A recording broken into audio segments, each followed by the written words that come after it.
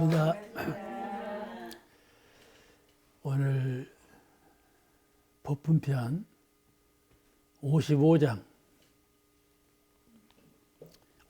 내용은 머물지 말고 분발해서 최후의 승자가 되라, 그런 내용의 법문이에요. 한번 같이 읽으십니다. 55.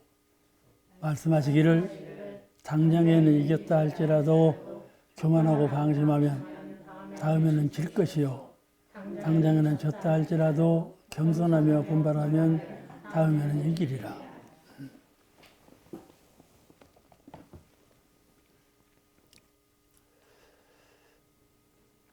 수행자가 지혜와 복락을 담을 때에는 정신그릇이 작으면 작은 집 짓는 사람이죠. 정신그릇이 작은 사람은 작은 집을 지어. 그런데 빨리 성공해요, 그런 사람은. 제 친구 간에도 젊었을 때 아주 영리하고 민첩한 친구가 있었는데 아주 교단에도 큰 역할을 했어요. 근데 그냥 금방 머리가 휘어지더니 열반해 버리더라고. 훨씬 전에 열반해 버렸어요. 나는 그때는 좀 미묘한 사람이었어요. 차차차차 영문이 열리고요. 차차차차 이제 법이 통해지더라고요. 난 그걸 크게 다양하고 생각을 해요. 그 사람들이요, 저보고요, 인사는 정년 퇴임 후에 컸다, 그렇게 말한다니까요. 클 것도 아무것도 없어요.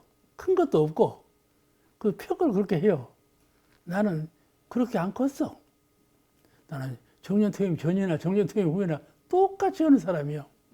근데 어떤 분은 나보고 저 정전 특강 그 책을 만들었을 때, 대종경 책을 만들었을 때 축사를 하면서 그러더라고.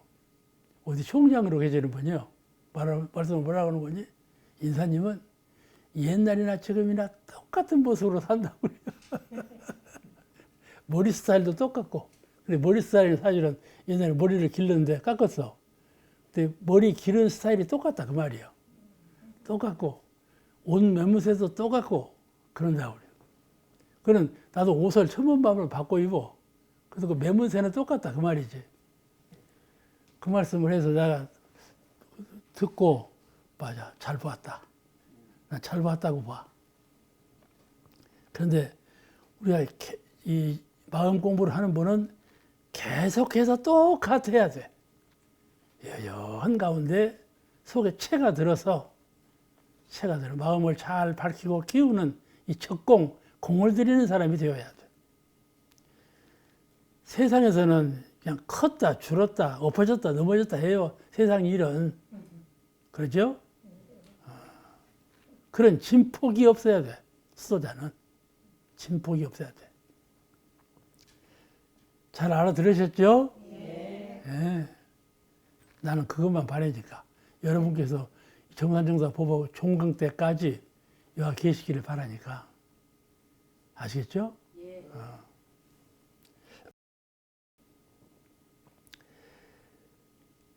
쉬지 않고 꾸준히 수행하는 사람은 화려하지 않죠. 빈틈이 없어, 그 대신. 그게 정성함으로 반드시 크고 완벽한 결실을 성취하게 된다, 그런 것이죠. 그 대형사님께서 이런 말씀을 하셨어요. 대중 속에 평범하게 정성하는 수행자를 결코 가벼이 보지 말라. 이 대중 속에 평범한 수행자, 평범한 사람, 그 사람은 가벼이 보지 말라. 그가 후일에 큰 성공을 보리라. 좀 난치하고 툭 솟아오르면요, 솟아오른 거 어째요? 꺾여요. 무너지고. 아시겠죠? 이 차별 세상에서 그렇게 하지 말라, 그 말씀이죠. 또 이 본문에 말씀하시기를, 본문에 당장에는 졌다 할지라도 겸손하며 분발하면 다음에는 이기리라. 겸손, 고개 숙이고, 고개 숙이고. 죽은 듯이 분발하면, 참, 죽은 듯이 분발한다는 것이 마음에서 계속되는 것이 있기 때문에 그래요. 마음에 계속되는 것이 없으면 그렇게 안 돼. 그 주체가 마음에 있어요. 몸에 있지 않고 형상에 있지 않고 거기에 있지 않아요. 그렇다고 해서 그냥 모자도 그냥 아무렇게나 쓰고 옷도 그냥 일부러 찢어 옷을 일부러 꾸며놔 입고 그렇게 해서 할 일은 아니에요. 나는 그런 거에 관심이 없다 그러려고. 사실은 관심이 있는 사람이 그 사람이 관심 없는 사람은 그렇게 안 해요. 마음으로 관심이 없게 하라 그 말씀이지 형질적으로 그렇게 하라는 말씀이 아니에요. 모든 표준이 마음에 있어. 마음으로 평범하라 그 말이에요. 마음으로 평범하라. 물질로 형모로 평범하려고 하지 말고 그 마음으로 평범하라 그 말씀이에요. 예, 부처님 말씀에 이구타나무 설법이 있어요. 이구타나무라는 나무는 나무가 곧고 커. 근데 그 이구타나무가 가섭존자가 그 나무 아래서 성도했다 그런 나무예요. 수주님 수제자 가섭존자가 성도했다는 나무가 이구타나무예요. 근데 부처님께서 이 이구타나무를 예를 들었어. 이구타나무를 봐라. 종자는 매우 작아. 이구타나무 종자가 더 다른 종자보다 작대요. 근데 나무는 다른 데보다 훨씬 커. 그 이구타나무를 비유하셔서 그 작은 종자가 저렇게 곧고 큰 나무를 이루지 않았는가. 그렇게 말씀하신 거예요. 그 작은 종자, 그걸 말씀하신 거예요. 정신 종자, 마음 종자는 그렇게 처음에는 아주 미비해요. 작은 것이에요. 근데 그거를 경홀히 알면 마음 공부하는 사람이 아니다. 그거를 잘 채잡아서 키우고 밝히고 힘을 타도록 노력을 해야 돼. 아시겠죠? 힘을 타도록 노력을 해야 돼. 어디를 가더라도 누구를 만나더라도 몸으로 만나지 말으세요. 정신으로 만나고 마음으로 만나야지 몸으로 만나는 것은 중생이에요. 아시겠죠? 무명으로 만나지 말고 광명으로 만나시고. 그렇죠? 이렇게 마음 가운데 체가 있어야 돼. 체가 있어야 돼. 그러면서도 평범하면 그 사람은 속에 마음을 작은 것으로부터 큰 데에 이르도록 자꾸 노력해 가는 사람이야. 정성을 거기에 온전히 기울이는 사람이라. 정신을 수양하고 마음을 공부하는 것은 형상이 없고 미미한 것이지만은 정성스럽게 쉬지 않고 키워서 그것을 키워서 성불을 하는 것이다. 성불이라는 건 다른 것이 아니라 그게 온 사람들이 성불을 못하는 것이죠. 너나 나나 성불을 못하는 이유는 이 이유예요. 작고 형상이 없어 보이기 때문에 늘 쉬어가자. 늘 잊어버려. 내가 붕어를 키우느라고 요새는 이제 붕어를 밥을 하루에 한 번만 줘. 귀찮아져 갖고 좀 많이 줘 그 대신. 근데 붕어 밥을 줘놓고 들어오면서 보이는 자리에 유표한 자리에 놓으면서 내가 이러고 돌아가면서 잊어버리지 않고 이걸 가지고 가리라 유표한 자리에 놓아놨어. 그 유념 공부 표준으로 세우리라고 놓아놨다니까. 그래놓고 일을 했어. 그 생각이 싹 도망가 버리고 들어갈 때 그냥 들어가 버린 거야. 그리고 이제 언제 발견했는 거지? 밥 먹고 오다가 그가 있는 거야. 내가 정신 빠졌지. 그렇죠? 이렇게 마음 공부는 밀밀, 물 셀 틈 없고 바람 셀 틈 없는 그 밀밀한 가운데 공부가 되지. 조금만 방심하면 공부가 되지 않아. 이게 마음 공부 특색이에요. 아시겠죠? 네. 이 세상에 제일 잘 세는 건 뭔지 아세요? 세버려. 마음이야, 마음이야. 공기하고 물하고가 제일 잘 새죠. 틈만 있으면 바람은 새. 틈만 있으면 물은 새고. 근데 제일 빨리 새는 건 마음이요. 아시겠죠? 마음 새지 않도록 해야 돼. 마음이 새지 않다. 그걸 불가에서 모루라고 그래요. 모루, 없을 못자, 셀루자, 새지 않는다. 아시겠죠? 무루공덕, 셈이 없는 공덕을 쌓으라. 우리 마음 공부는 비록 어렵고 다르지만 쉬지 않고 포기하지 않고 줄기차게 정진하면 나도 몰라보게 힘이 쌓이고 밝아지는 것이다. 나도 모르게 밝아져. 다른 사람이 인정할 만큼 밝아져. 그래서 도가에서는 믿음을 가장 중요시해요. 잘 생각해보면 두 가지요. 하나는 믿음이고 둘은 서원이에요. 진실로 성현을 법을 믿느냐 이 문제고, 둘은 서원, 내가 그렇게 되기를 진실로 희망하는가. 그 두 가지, 이 둘이 크게 좌우를 해요. 믿음과 서원. 이 믿음과 서원이 우리 마음 공부를 쉬지 않고 적용하게 되는 가장 중요한 기틀이 돼요. 그 다음 장, 제56장. 제56장은 중생에게 빚이 많은 원인, 빚이 많아. 빚이 많은 사람에 대한 말씀이에요. 56장 같이 한번 읽으시겠습니다. 56, 말씀하시기를 범부는 요구 조건만 많으므로 빚만 더 지고 성인은 의무 조건만 많으시므로 복이 늘 촉촉하시나니라.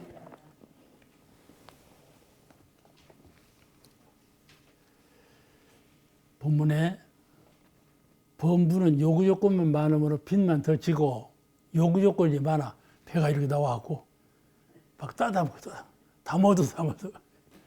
그 이제 부처님 설법에 아귀를 봤는가? 아귀는 배가 이렇게 나와. 목구멍은 신락 같고 배가 이렇게 나와. 그 신락 같은 목구멍으로 막 집어넣으려고 말이에요. 그 아귀가 되었다. 그런 말씀이 있거든. 여러분 아귀를 보셨나요? 아귀 못 봤지.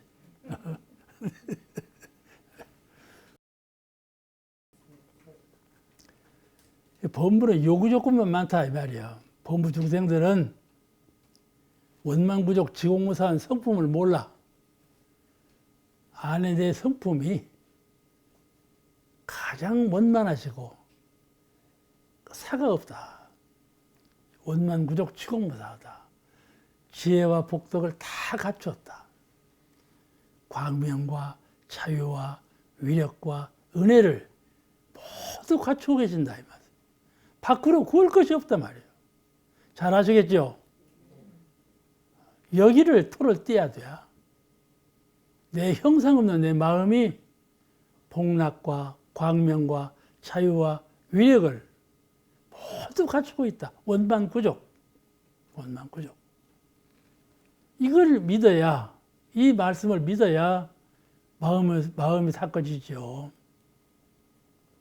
그리고 내가 주소일념으로 마음을 잘 닦아서 이 자리에 이르러야 되겠구나. 내가 가령 아까 말씀드린 열반의 세계 정력삼매, 입정삼매, 열반의 세계를 관조하면서 입정삼매를 지킨다.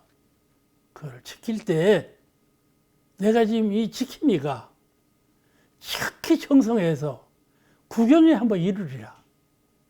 아시겠죠? 구경처. 지극한 경지에까지 이르리라.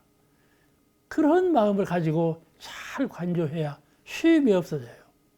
쉼이 없어져. 그와 같이 매사에 이룰 때에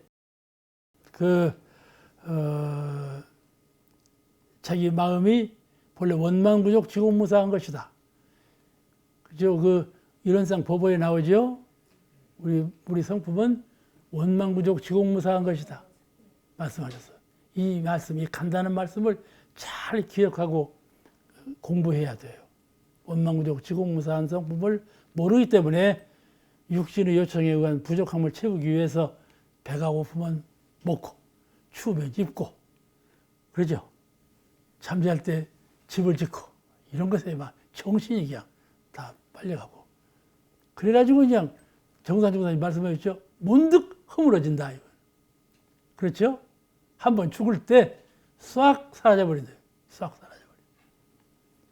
그런 것이요, 그것이. 그런데 마음만큼은 여여해서 그대로 천속해 있다. 무엇을 공을 들여야 할 것인가? 분명하죠, 이것이. 그러므로 범부 중생들은 원망부족 지공무사한 성품을 모르므로 몰라서 그래. 사람을요, 지도하기 힘든 사람이 있어요. 지도해봐도 말을 잘 안 듣고요. 이거 해라 하면 적어두고 핑계대고 안 해버려요. 그거 어떻게 지도할 거요? 지도 이거 해라 하면 저거 해버리고 핑계대고 안 해버리면 안 되지 않아요? 그럴 때 말이죠. 어떻게 지도를 할 것인가.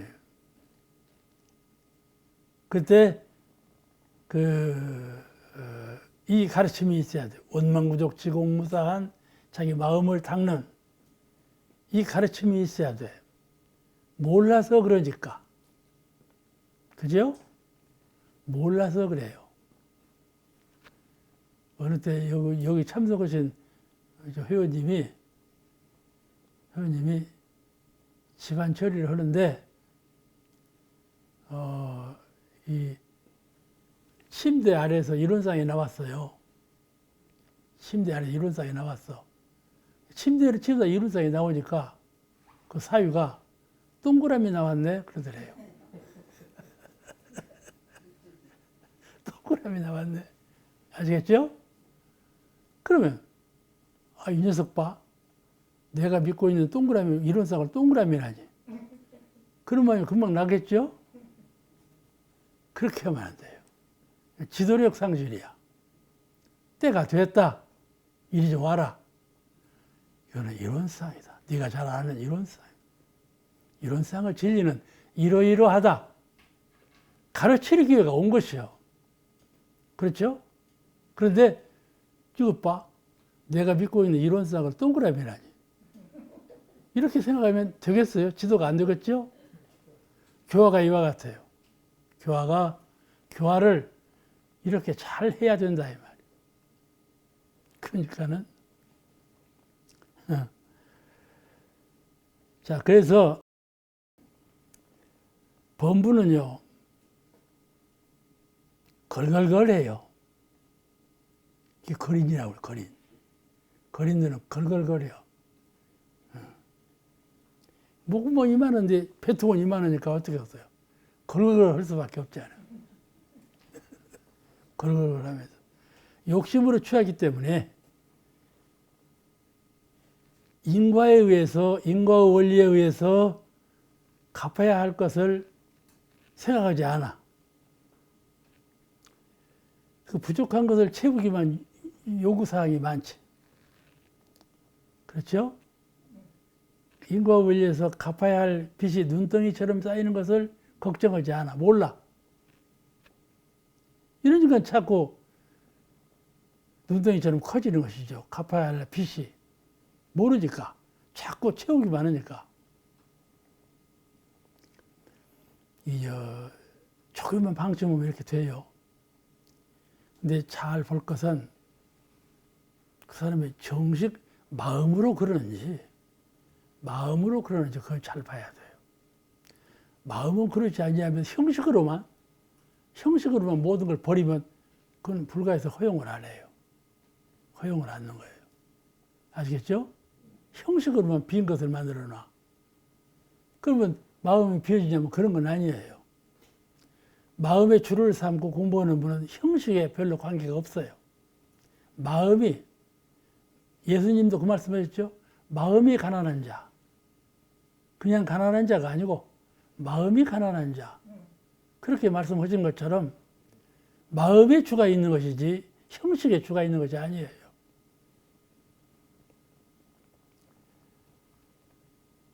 이번에 서울에서 누가 이름을 밝히지 않고 메론을 항상 보냈어요. 조정중 종사님 그래가지고 원로원 사무실에 와 있어요. 또 전화가 왔길래 누가 보냈냐? 이름이 없어요. 어디서 보냈냐? 서울에서 왔어요. 그래 왔어. 몰라 이 방송 그분이 들으시는가 몰라. 제가 서울에서 왔는데 메론이 상자가 왔어. 그럼 어쩔 것이냐고 공양을 해라. 누가 보냈는지도 누군지도 모르고 나한테 왔으니까 공양을 해라. 딱 열어보니까 메론 3덩어리요. 큰 메론 3덩어리요. 내가 딱 직감에 누가 그랬는가 보다 생각이 가. 근데 어느 날인가 누가 내 통장에다 100만 원을 넣어놨어. 어떻게 내 통장을 알고 100만 원을 넣어놨는지 몰라. 이게 참 이상한 일이다. 나중에 추심해 보니까 누구요? 알게 됐는데 틀림없이 그분 소행인가 보다. 그렇게 생각을 했어. 내가 그분한테 이번에 책을 보냈거든. 책을 보냈어. 그 책값이 3만 원이 정해졌어. 알겠죠? 근데 이름이 없이 왔어. 누군지는 몰라. 공양을 했는데 이것이 무명보시죠. 무념보시요. 무념보시에 행을 하는 것인데 이와 같이 우리가 그 어떤 복을 지을 때 한계 있는 복을 짓지 아니하고 한계 없는 복을 지어. 그렇다면 마음으로 복을 짓는 것이지 형물로 복을 짓는 것이 아니지 않겠어요? 그러면 이분은 어디서 이룸이 일어나겠습니까? 마음에서 이루어지는 것이에요. 마음에 복이 돌아올 때 마음에 이루어지는 복이 돌아와. 마음에 이루어지는 복이 큰 복이라. 그걸 무루복이라고 그래요. 현실로 이루어지는 것은 작은 복, 유루복이고 마음으로 이루어지는 복은 큰 복, 무루복이라 셈이 없는 복이라 그래. 그 복을 이루어야 돼. 알겠죠? 우리가 일상생활에서 복을 주고받을 때 이렇지. 우리는 어떠한 일상적인 일도 먼저 생각을 딱 멈춰 인과를 잘 생각해서 이 사막의 원리예요. 일상생활에서 생각을 딱 멈추고 경계를 당했을 때 생각을 딱 멈추고 인과를 생각해서 취사하는 것이 바로 복을 짓는 것이요. 이게 복을 짓는 원천이에요. 그러니까 물상에 얽매이지 아니하고 마음으로 하는 것이요. 마음으로. 그것이 철록이라. 다음에 철록으로 돌아와. 마음으로 짓는 복록은 철록으로 돌아와. 그런 원리를 잘 믿고 실천에 옮기면 그분은 참 무한한 복전을 만드는 것이죠. 무한 복전을. 우리가 늘 이론상은 원만구족 지공무사하고 믿고 있는데 원만구족 지공무사한 복락과 지혜가 돌아오는 근본이 거기 있어. 거기 있어. 나에게 돌아오는 것이 그것이 지극한 자리에 돌아온다 말씀이죠. 이렇게 큰 집을 짓는 수행자가 되면 얼마나 좋겠어요.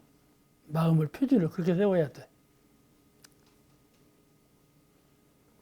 그래서 본문에 말씀하시기를 성인은 의무 조건만 많으시므로 복이 늘 족족하시나니라.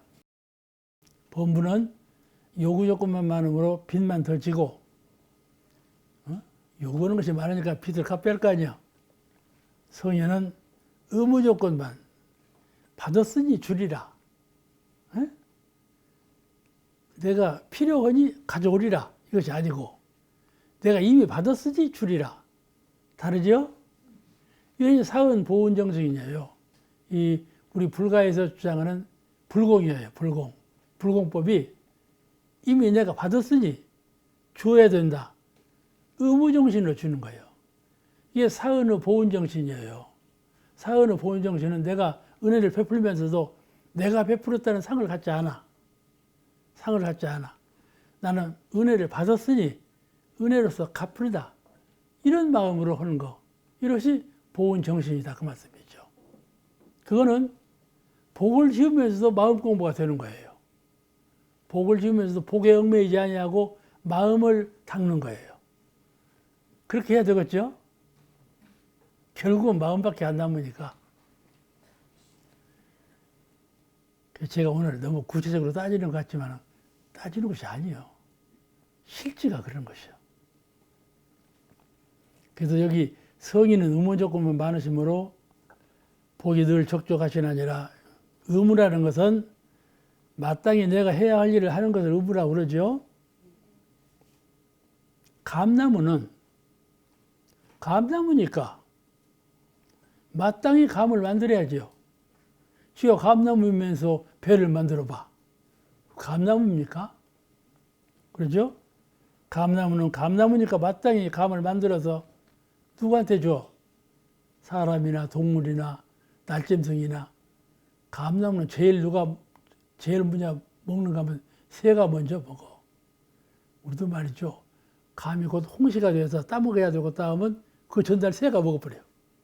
아시겠죠? 농부가 고추를 지을 때 고추가 잘 익었어. 파란 고추가 노래지고 노란 고추가 붉어지고 농부가 저 고추가 잘 익었다. 내일은 내가 와 따야겠다. 돌아갔어.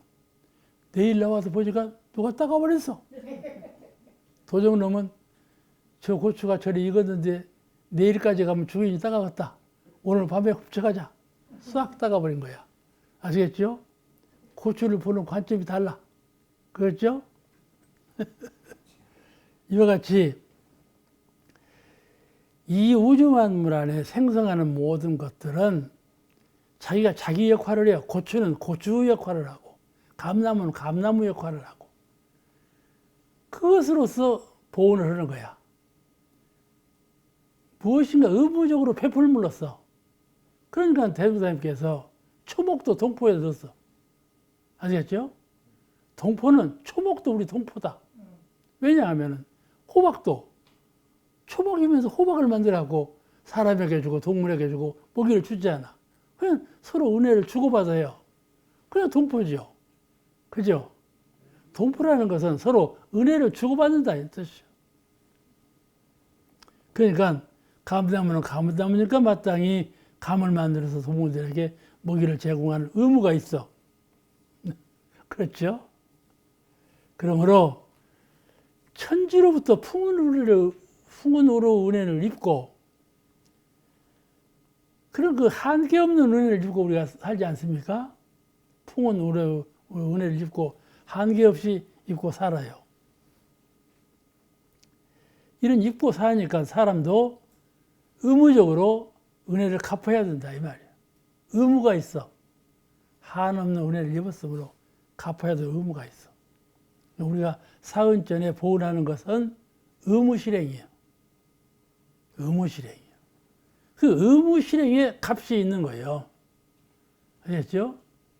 종교적, 신앙적 값이 있는 거예요. 의무적으로 보훈하는 거.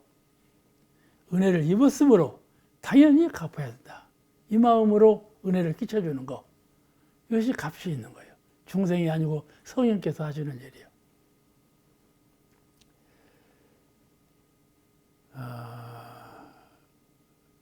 이 사람이 사은 은혜를 보훈하는 것은 피은자, 정전에 피은자 말씀이 나오죠. 은혜를 입은 사람, 피은자의 입장에서 의무적인 보훈을 베풀어야 한다. 그래서 피은자의 의무조항이죠. 보훈조항이에요. 그러니까 범부는 내가 필요한 것을 구하는 마음이 앞장서고 성현은 내가 입은 것을, 은혜 입은 것을 먼저 생각해서 그 입은 은혜를 갚는 것을 생각하죠. 이게 범부와 성현의 차이예요. 그래서 그 성현께서 은혜를 베푸시는 것은 돌아오는 은혜가 무한, 한정 없이 돌아오게 된다. 그 말씀이죠. 한정 없이. 법무중생이 하는 것은 한계가 있어. 근데 성령께서 은혜를 베푸시는 것은 한계 없는 은혜가 돌아온다. 무한 은혜가 돌아와. 그래서 은혜가 족저하다 그렇게 표현을 하셨어요. 은혜가 족저하다. 오늘 이 의무적으로 은혜를 끼쳐준다. 은혜를 심는다. 이 말씀은 벌써 마음으로 오는 거예요. 마음으로. 그러니까 받을 때에도 마음으로 받는 것이죠. 그러므로 한계가 없어요. 마음으로 짓고 마음으로 받는 것은 한계가 없어. 그걸 족족이라고 그래요. 원만구족의 족족. 그렇게 받는다. 이것이죠. 여러분께서 늘 들으셨겠지만 불가에는 복덕성이라는 것이 있어요. 복덕성. 복과 덕을 짓는 본래 성품.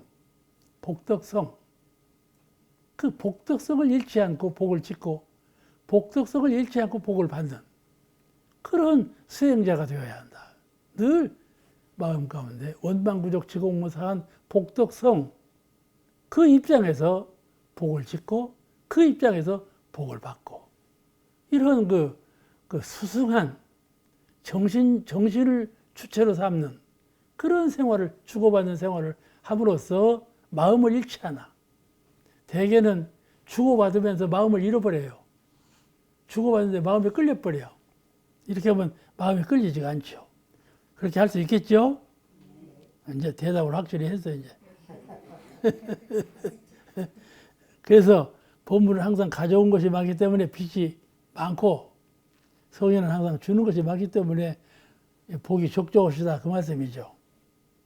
사람은 본래 무소유예요. 본래 무소유예요. 그렇죠? 우리 영성은 몸이 있어요, 없어요? 없죠? 몸이 없어. 만약에 영성이 몸이 있다고 생각하면 그걸 유체라고 그래요. 유체. 자기 전생 몸을 자기 몸으로 알고 다녀. 그걸 유체라고 그래요. 그런데 본래 우리 정신은 순수한 정신은 몸이 없어. 그러니까 몸이 없으니까 소유한 것이 없죠. 몸이 있으니까 소유한 것이 있지. 그게 불가에서 이것을 무소유라고 그래요. 소유한 것이 없나니라.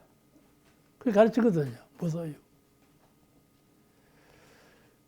그래, 이 무소유 입장에서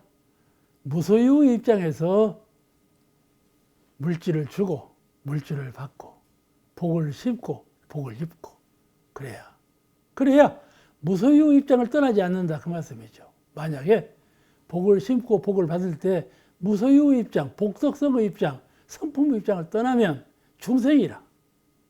그게 바로 중생이에요. 중생과 부처의 차이가 거기서 딱 가름이 나.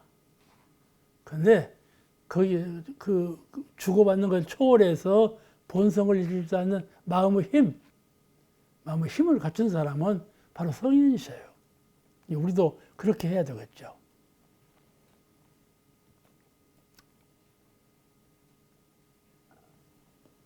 한 장 더 하겠습니다. 오늘 반복해서 했기 때문에 첫 장에 반복해서 했기 때문에 한 장은 더 해야 될 것 같아요. 57장. 이 57장은 작은 해독으로 큰 은혜를 놓지 말라. 작은 해독을 입었다 해서 큰 은혜짜리를 잃어버리지 말라. 그 말씀이에요. 우리는 세상을 살 때 해독도 입고 은혜도 입고 그러죠. 작은 해독, 은혜를 입을 때는 은혜를 생각하지만은 해독을 입을 때는 은혜를 생각하지 않아요. 근데 그러지 말아라. 해독을 입을 때에도 항상 은혜는 상존해 있다. 이런 심경을 가져라. 그럴 수 있을까요? 자꾸 마음을 써봐서 그렇게 돼요. 오늘 공부는 그 공부예요. 57장 공부는 그 공부에 한번 읽으시겠습니다. 57. 말씀하시기를 한 분의 해를 받았다 하여 큰애를 모르고 원망하는 것은 한 끼 밥에 체했다 하여 밥을 원수로 하는 것과 같나니라. 그 말씀이에요.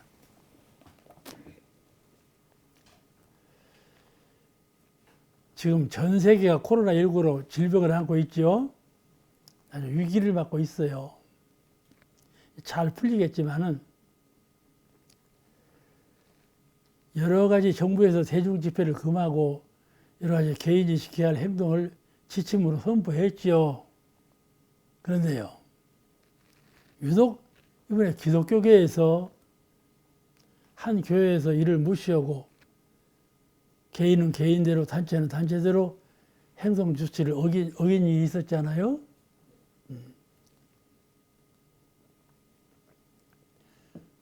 그러면서 그냥 믿음이 장한 것처럼 큰 신앙 행동을 한 것처럼 자랑을 하거든요. 그러니까 이런 그 잘못된 신앙, 하나님을 잘못 믿는 것이죠. 그냥 하나님을 잘 믿는 사람들은 그 사람들을 원망하죠. 세상에 같이 신앙하고 있으면서도 저런 짓을 하다니. 그렇게 같은 종교 안에서 비판의 소리가 높지 않아요.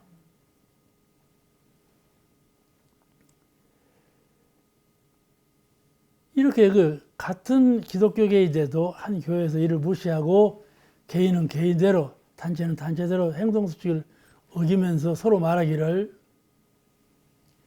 하나님을 굳게 믿는 사람은 코로나19와 같은 질병은 걸리지 않는다. 이랬다고 신문에 라디오에 막 방송이 되잖아요.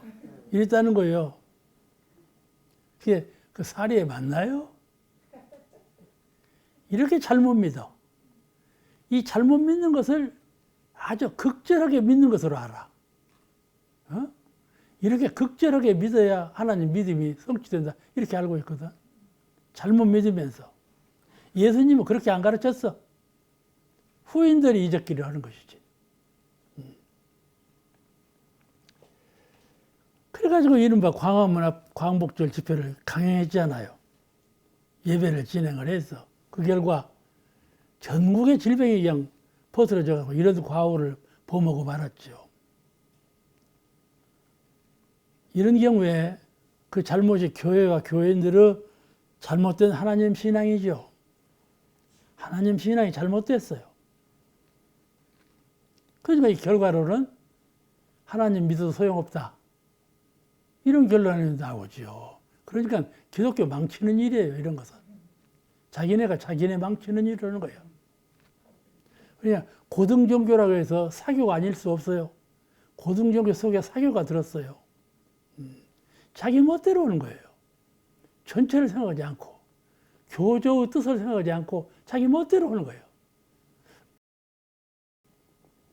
그러니까 종교 신앙에 대한 큰 혼란이 일어나고 있는데 이 혼란의 경우가 앞으로 대중이 부처님이에요. 다 심판하고 바른 길을 찾고 있지 않아요. 그러니까 좋은 길로 나가겠지만은 이런 그 잘못된 종교관, 신앙과는 개탄하지 않을 수가 없고 진리적인 바른 신앙과 사실적인 바른 인과 신앙이 얼마나 중요한가를 우리가 더 깊이 깨닫게 하는 그런 계기가 되었습니다. 우리는 직장이나 사회에서 많은 사람을 관계하고 있어요. 직장에 나가서도 그렇고 사회 일반에서도 그렇고 그리고 이익을 추구하고 편의를 돌보면서 서로 목적을 성취하고 이렇게 사생활을 하고 있고 서로 모아 살면서 서로 이익을 취하고 서로 목적을 성취하면서 이렇게 생활하고 있잖아요. 그런데 어떤 경우에는 다른 단체로부터 다른 사람으로부터 피해를 입을 때가 있어요. 서로 은혜를 주고받으면서 목적을 성취하고 은혜 속에서 살게 되는 것이 원칙인데 어떤 경우에는 잘못되어 가지고 피해를 입어요. 정치하는 사람들 봐요. 어떻게 서로 헐뜯고 협력하는 거 하나도 보이더라. 어떻게 해서든지 헤게모니, 정권을 쥐려고만 해요. 그냥 모략을 해서라도. 그러니 정치가 잘 되겠어요? 이게 사회 일반에도 이런 경우가 복 많거든요. 그런데 작은 상대방으로부터 작은 피해를 입었을 경우에 그 신의가 무너지고 그런 때가 이제 접할 수가 있죠. 믿음이 상실돼 버려요. 그런데 그럴 때 보통 사람들은 상대자를 원망하게 되고 교제를 끊어버리잖아요. 너거는 상대할 수 없어. 이렇게 취사를 하는 경우가 많아요. 그런데요, 부처님 신법은 만법선용이에요. 이게 상대적으로 나한테 피해를 주는 사람도 있고 은혜를 주는 사람도 있는데 만법선용이에요.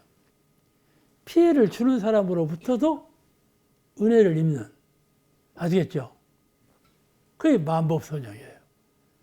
내가 저 사람이 나한테 피해를 줄 때 내가 피해를 입으면서도 만법선용하는 불심이 있는 사람은 그로부터 은혜를 입는다 그 말이에요. 그럴 수 있을까요? 상사원님 맞죠? 가능하죠? 어렵긴 어려워. 어렵긴 어려운데 가능한 일이요. 그러죠? 그러니까 그걸 우리가 종교적 신앙으로 그 길을 가는 것이니까 어렵죠. 어려워도 그렇게 하는 곳에서 승자가 되는, 내가 종교적인 성취감을 얻는 그런 실다운 종교인이 되어야 되지 않겠어요? 대종사께서는 그 사람을 미워하지 말아라. 그 일을 바룰지언정 그 사람을 미워하지 말라. 그런 법문을 하셨어요. 우리는 근데 그 일보다도 그 사람을 미워해버려요. 하고 단교해버리고 그러는데 이 수행자는 그럴 때에 만법선용의 신법을 써야 돼요. 모든 것으로부터 선용을 하는 역경과 시련 속에서도 해독과 그런 해독의 물결 속에서도 내가 해독을 입으면서도 그 해독을 선용하는, 오히려 은혜를 바꾸는 그런 신법을 쓰자 하는 것이 우리 수행자의 정신이에요. 부처님을 신봉하는 수행자의 정신이에요. 왜 그러느냐 하면 본래 우리 마음은, 본래 저는 해독을 나에게 끼쳤지만은 그 해독이 내 성품까지 이르들 못해. 아시겠죠? 내 감정이나 몸이나 이런 건 다 할지 몰라도 성품까지 오지 못해. 대림사님께서 한 제자가 열반했는데 그때 한번 눈물을 흘리셨어. 그럴 거 아닙니까? 대종사님도 사람이신지라 눈물이 나죠. 참 훌륭한 제자가 열반하니까 눈물을 흘렸어. 옆에 있는 제자가 대종사님 크게 상심하지 마십시오. 위로의 말씀을 드렸어. 대종사님께서 응답하시기를 마음까지 상할 리가 있겠는가. 그렇게 대답을 하셨어요. 아시겠죠? 눈물을 흘렸어도 마음은 상하는 일이 없어. 이와 같이 성품은 성품대로 고고하게 등실하게 드러나 있다 말씀이죠. 그것이 수행자예요. 항상 순경, 역경강의 일월상을 지킬 수 있는 그런 심량을 가지고 살아야죠. 그것을 만법선용이라고 그래요. 어떤 경우를 당해도 그 경계를 잘 선용해서 지혜로 복락으로 바꿔놓는 그런 마음을, 그것이 수양, 연구, 취사, 사막으로 신법을 쓰면 그 일이 다 되는 거예요. 안 되는 것이 아니고 어렵긴 어렵지만은 가능하다 그 말씀이죠. 그러니까 그 길로 우리가 잘 마음을 훈련시켜야 돼. 대인전부를 만법선용으로 잘하면 작은 해로 인해서 큰 은혜를 망실하고 원망에 빠지는 일은 없어. 큰 은혜자리를 잊어버리고 원망으로 빠져버려. 그런 일은 없겠죠. 큰 은혜자리는 지켜야지. 작은 해독은 입으면서도 큰 은혜자리는 지켜야 돼. 아시겠죠? 그렇게 공부하시면은 이 장은 그 말씀이에요. 58장. 은혜의 근본을 알고 참된 보온을 하자.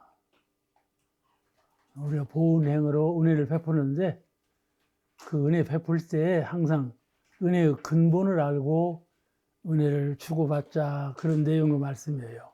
한번 읽으시겠습니다. 58장 58 말씀하시기를 범부들은 작은 은혜와 처음 주는 은혜는 느낄 줄 아나 큰 은혜와 지속되는 은혜는 잘 모르나니 근본적 큰 은혜를 잘 알아야 참다운 보은행을 하게 되나니라. 여기에서 방금 읽으신데 범부들은 작은 은혜와 처음 주는 은혜는 느낄 줄 알지만은 작은 은혜 또 처음 주는 은혜 현실적인 은혜죠. 그 느낄 줄 알지만은 계속되는 큰 은혜 그는 잘 모르나니 그렇게 말씀을 전제를 했어요.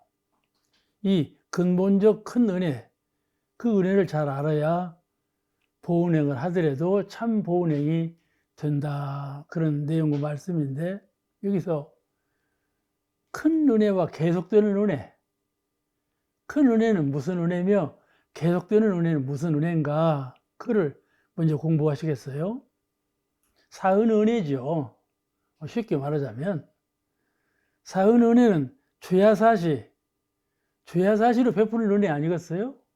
끊임없이 쉼없이 계한 없이 베풀어주는 은혜가 사은 은혜예요. 그러니까 누구에게나 어떤 사물에게나 또 베풀어주는 은혜 뭐 사람이나 미물이나 식물이나 다른 모든 사물에게 동등하게 공평하게 베풀어주는 은혜이죠.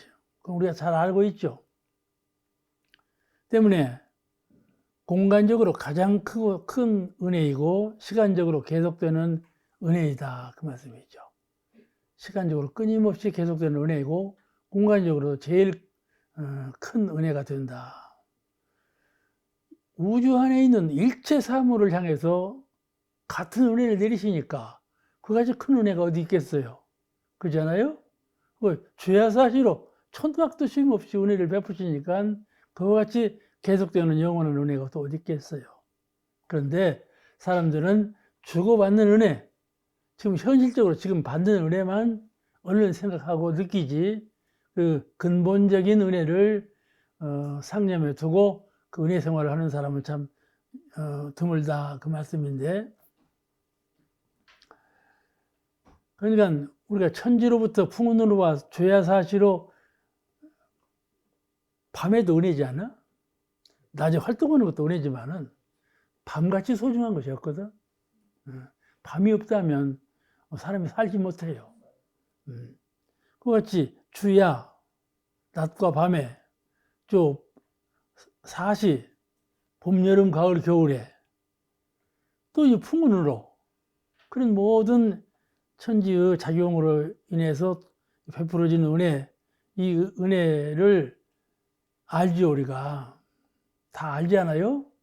낮의 은혜, 밤의 은혜, 사시사절의 은혜, 풍운 은혜를 다 알지요. 감으로 봐. 7년 감음이 없다고 하는데 7년 아니라 1년만 감으로 봐. 그냥 하늘을 원망하고 그렇지. 그렇게 풍운 은혜 속에서 우리가 사는데 이 현실적인 은혜는 우리가 감지하고 잘 느끼지만은 사은이 없어서는 한시도 살 수 없는 근원적인 은혜 그 은혜는 우리가 늘 느끼지 못하고 한회사항으로 두고 있다 그 말씀이에요. 그 은혜를 아는 사람은 참 희귀해요. 그 은혜가 무엇인가 하면은 천지팔도 천지가 현실적으로 주시는 은혜 그 이면에 8가지 도와 덕으로 베풀어 주시는 은혜가 있다 그 말씀이죠. 우리가 천지로부터 은혜를 입어 갚을 때 어디를 향해서 갚을 거야? 그래서 내가 갑이라는 사람한테 은혜를 입었으면 갚을 때 갑한테 갚으면 되는 것 아니에요. 천지로부터 은혜를 입은 것은 어디를 향해서 은혜를 갚을 거야? 옥사원님 어디를 향해서 은혜를 갚을까? 산에 가서 은혜를 갚을까? 바다에 가서 은혜를 갚을까? 어디로 가야 보호지 되겠어? 천지한테? 그거는 천지의 8도, 8가지 도덕을, 진리적인 도덕을 잘 내가 채받아서 그대로 행하는 거. 천지 8도를 내가 그대로 심신자용으로 베풀어 행하는 거, 이것이 보은이다. 그 말씀이죠. 그렇잖아요?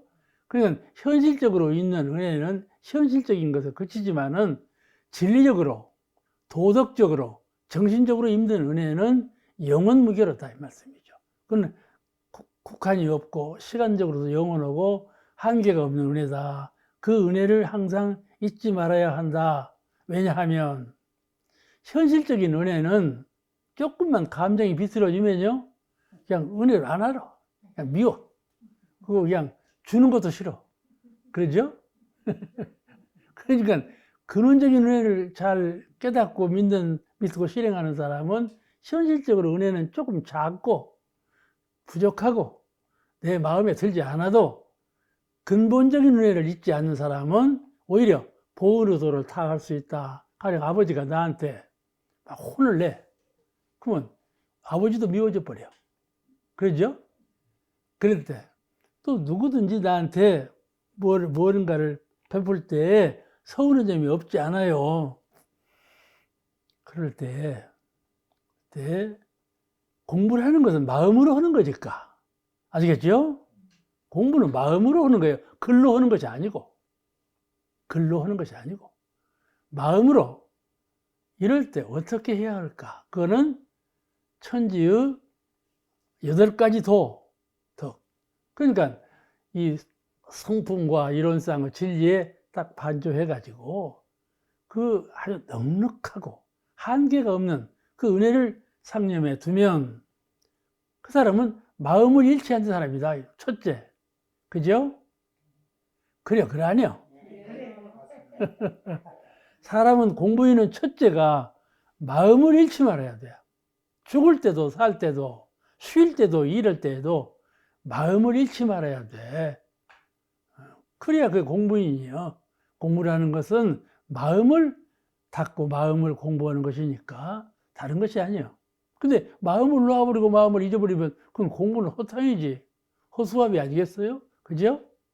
마음으로 도와 덕을 잃지 아니하고 그 무한한 복덕성, 아시겠죠? 은혜의 근본자리, 덕의 근본자리를 잃지 아니하고 베푼다면 작고 크고의 관계가 없어. 내가 싫고 만족하고의 관계가 없어. 아직 근본적인 것을 늘 베푸는 마음을 갖고 있다면 그 사람은 마음으로 우선 근본을 잃지 않기 때문에 현실적으로 작고 크고 서운하고 만족하고 그것에 구애받지 않는다 그 말이에요. 여러분 구애받지 않겠어요? 아, 구애받을 거야. 이제 직통으로 누가 쑤셔 봐봐. 그러지 않아? 그러니까 공부는 늘 훈련을 해야 돼. 내 마음을 잘 때나 깨나 일할 때나 사람하고 만났을 때도 언제든지 마음에 깨어서 내가 늘 마음을 단련하는 공부도량에서 이 시험장에서 산다 이 생각해야 돼. 운전도 말이죠. 실수하는 걸 왜 운전을 실수하는 건지 시험장에서 하는 것처럼 안 해. 방심하고 하거든. 그게 사고를 내는 거야. 지금 이 천지홍보변은 시험장이에요. 마음 시험을 보는 시험장이에요. 죄냐 복이냐, 그죠? 광명이냐 어둠이냐, 속박이냐 자유냐, 이게 시험장이에요. 근데 이 마음 훈련 도량에서 마음을 잘 써야지. 그러면 우리가 보은행을 하고 보시를 행할 때에 현실적으로 은혜를 알아서 은혜를 베푸는 것은 작은 은혜다. 그러죠? 누가 돈을 1억을 준다 해봐봐. 법도 무시해버려. 아셨죠? 법을 어겨버린다니까. 1억을 준다고 하면 야 눈이 뒤집혀버리는 거야. 세상 일이 다 그렇다니까. 그래서 큰 고관 대작들도 죄를 범하는 거예요. 1억을 준다고 하는 통에. 근데 늙어보면 다 아시겠지만 1억 그거는 휴지 조각이요. 아무 소용없어 돈 그거. 그러죠? 옥타훈님이 제일 많이 코를 끄덕거려. 돈 그건 휴지 조각이요. 늙을수록 알아. 그 근본적인 은혜에 의해서 우리가 은혜를 주고받고 이래야지 현실적으로 주고받는데 급급하지 말아라 그 말씀이에요. 계속되는 은혜, 큰 은혜 아시겠죠? 큰 은혜, 계속되는 은혜, 그 은혜는 성품을 떠나지 않는, 복덕성을 떠나지 아니하는, 은혜의 근본을 떠나지 않는 그런 은혜를 주고받고 하라 그 말씀이에요. 오늘 말씀 여기서 마치겠습니다. 감사합니다.